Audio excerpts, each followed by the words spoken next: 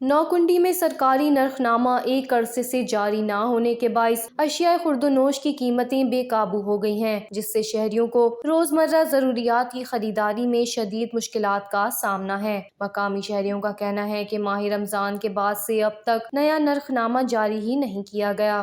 شہریوں کے مطابق اس وقت بکرے کا گوشت 2400 روپے فی کلو، مرغی کا گوشت 900 روپے، 50 کلو آٹے کا تھیلا 7500 روپے، جبکہ ٹماٹر اور آم 300 روپے فی کلو گرام فروخت کیے جا رہے ہیں، جبکہ دیگر اشیاء خورد و نوش کی قیمتوں میں بھی مسلسل اضافہ دیکھنے میں آ رہا ہے۔ عوام کا کہنا ہے کہ نوکنڈی میں نرخنامہ نہ ہونے کے باعث مصنوعی مہنگائی کو فروغ مل رہا ہے اور صارفین بے بس ہو کر منمانی دام ادا کرنے پر مجبور ہیں۔ ٹماٹر 600 روپین، بھنڈی 600 روپین، ڈال بندن توار شکوٹ اور 5 کلو 120 روپے، یہ اما یک صدا باو کنے دے دکاندار بعدی ایشی نخنامہ جوڑ بھی تھا کہ عوام فیادق رسید۔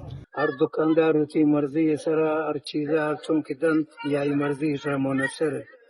خدا گمارے سے ارزان ذات آئی مرضی اگر گران دن تم آئی مرضی لیکن اس قسم نرخنامہ بارہ اس گرفت گیری دنا نیست۔